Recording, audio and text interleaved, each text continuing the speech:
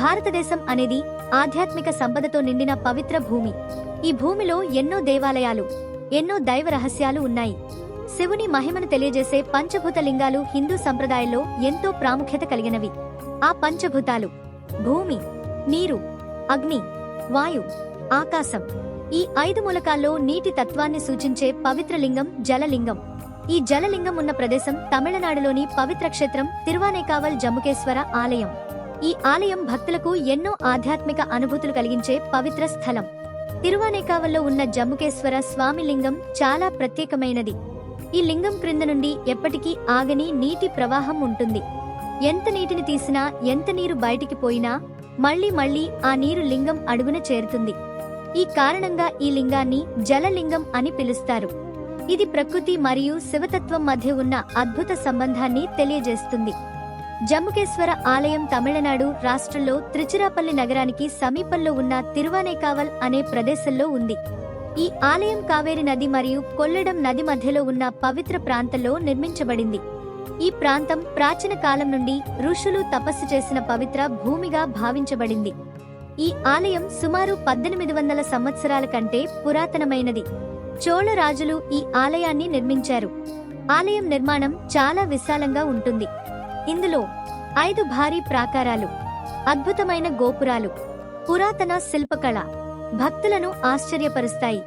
ఇది దక్షిణ భారతదేశంలోని గొప్ప శివాలయాలలో ఒకటి.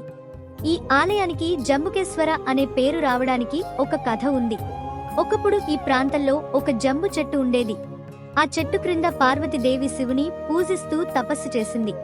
ఆమె మట్టితో ఒక లింగాన్ని తయారు చేసి దానికి పూజ చేసింది.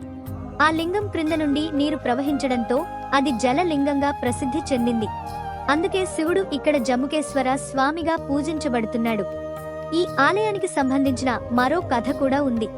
ఒకసారి ఒక ఏనుగు మరియు ఒక సాలీడు శివలింగాన్ని పూజించేవి.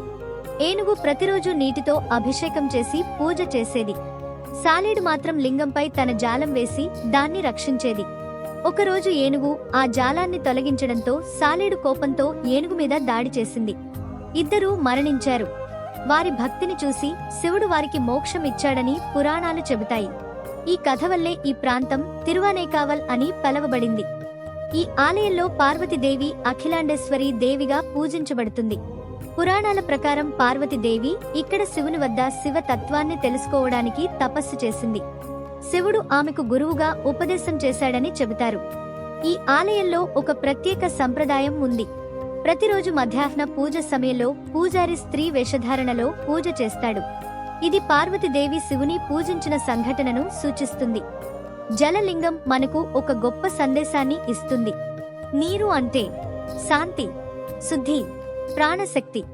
మన జీవితం కూడా నీటిలాగా శాంతంగా ప్రవహించాలి అని శివ తత్వం చెబుతుంది. పంచభూతాలలో ఒకటైన జలతత్వాన్ని సూచించే పవిత్ర క్షేత్రం తిరువానేకావల్ జంబుకేశ్వర ఆలయం. ఈ జలలింగాన్ని దర్శించడం వల్ల మనకు ఆధ్యాత్మిక శాంతి, దైవ అనుగ్రహం లభిస్తాయని భక్తులు నమ్ముతారు. శివుడి మహిమ అపారమైనది. ఓం నమః శివాయ.